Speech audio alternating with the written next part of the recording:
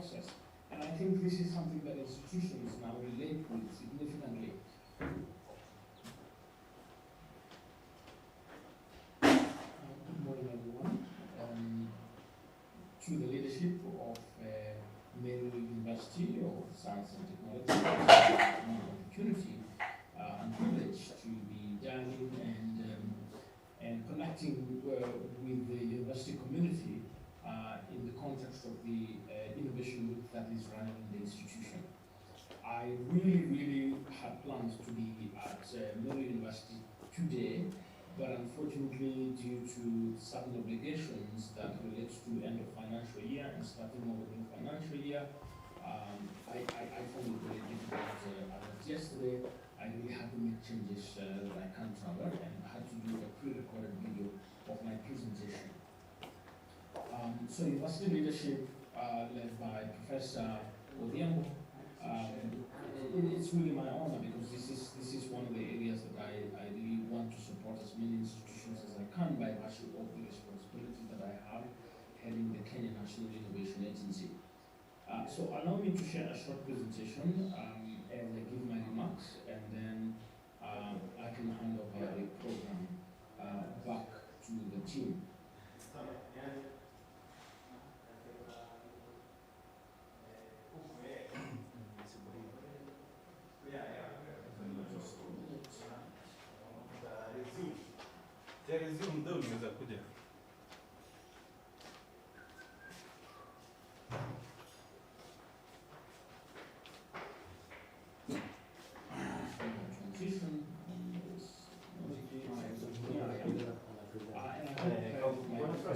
Seen and my voice can be heard.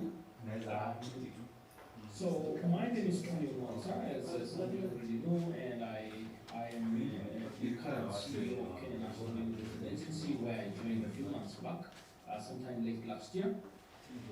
And it is my honor and privilege to be participating, giving some keynote presentation during this particular special event that, as an agency, we're very proud to be associated. I just wish the timing was a little different, so I can be there physically, but some reasons you never quite plan for. So for those who don't know, I will give an indication of what Kenya National Innovation Agency is. It was established by an Act of Parliament of 2013 and became a little bit operational around 2016, and the substantive CEO was hired in September last year, and that's the position that I hold. Really, the agency is set to try and strengthen the innovation system in the country for socio-economic development. This is our mission as an agency, to develop and manage a dynamic national innovation system that facilitates taking ideas to market. What that really means is that we don't have the ideas. We basically try to build as many ideas as possible from as many institutions and individuals as we possibly can. So trying to build that culture that moves ideas to market is what we are about. And our success is largely measured by taking ideas to market and how many did we do. You know, as I lay that foundation, there is generally a challenge within the IP commercialization process. And I think this is something that institutions now relate with significantly. We've got institutions like the National Research Fund, which are putting money into research infrastructure as well as supporting research. And, you know, from a government perspective, this is seen as an investment. And quite some funding is going. And you know, a lot of funding has come into Meru University from the National Research Fund and others. But therefore, thereafter, what happens to some of the research that we get involved in, and whether we design the research to be able to generate intellectual property that can be exploited, is something that the agency Kenya was really set to do, and we began trying to build that momentum among institutions and individuals. How much of this intellectual property that potentially gets created will get disclosed? How much of it will go through a process of trying to establish what is the value position in terms of the commercial perspective? How much of that intellectual property will get protected? How much of that intellectual property will translate into some kind of plan, a business plan, or a commercial plan? And how much of that research that has been funded would finally translate into a spin-off, into some kind of a company, into some kind of a startup, or a joint venture. And how much of that research will translate into a solution for customers, for users, in the neighborhood of Meru University and beyond? That's the challenge, and that's part of why we're organizing an innovation week, so that we can provoke ourselves and begin to think about how do we strengthen our system so that ultimately we impact people through the research and the innovation work that we're involved in. And some of the things that we need to think about is in terms of how our institutions get organized, include issues like the intellectual property policies that we established and how well they are effective. If I randomly walk in the streets of the university and ask the professor how well they relate to the intellectual property, policies, that's a measure of success that we kind of evaluate. Or how much of research is being considered by the group, or the next students. We want to create an environment for the learners with special need to be able to learn with ease, access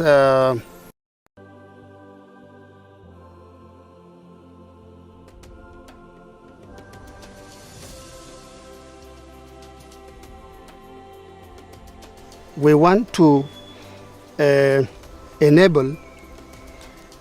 create an environment for the learners with special need to be able to learn with ease, access education opportunities, business opportunities, and live a dignified life. How do we do that? We first give knowledge and skills and work on the perception and the attitude of the society about persons living with challenges related to their physical frame. And in these specific terms, we are talking about learners, children, who are our subject. And we want to empower them. We want to bring them out from the hidden places in the society, and we want to show the world that people enabled living with physical disability can achieve it. And through CNET, we will reach them.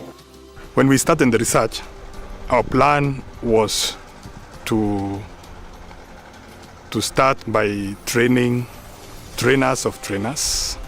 So we identified our students from Meru University of Science and Technology, and Kenya Methodist University, and Murang'a University. And these students, we have trained them, and they are quite competent now. And so the intention of training these students was so that they can help us to train the teachers in the selected schools. We have also trained them on how to fabricate some of our technologies so that we don't have to import all the time, and basic hardware skills. So when they visit the schools, they train the teachers, but if there is any networking or hardware problem, anything malfunctioning, then they also correct the problems, they troubleshoot. And then from the TOTs now have helped us to train the teachers. And so with the teachers having the skills on our technologies, they can now train the students, the pupils. And that has been done because we are not trained to teach pupils at that level. So you see, we needed that link from the TOTs to the teachers and then to the pupils. And that has been done in these schools. Through CNET Academy, we actually appreciate this good initiative and innovation. I hope it is going to reach the long-forgotten learners who have physical disabilities. Shukrani sana kwa wale wametuletea hizi computers na watoto wamezifurahia sana. They're able to access secondary schools and they're able to acquire technical skills that will empower them economically and socially. So that once they finish school, they're able either to equip themselves to employ themselves or to be employed by anyone, the government or any other person.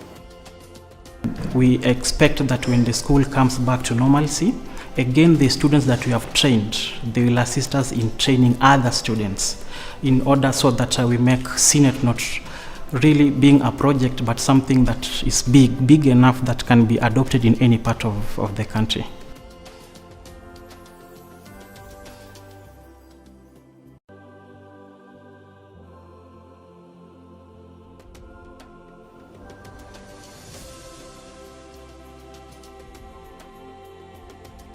We want to enable, create an environment for the learners with special need to be able to learn with ease, access education opportunities, business opportunities, and live a dignified life. How do we do that?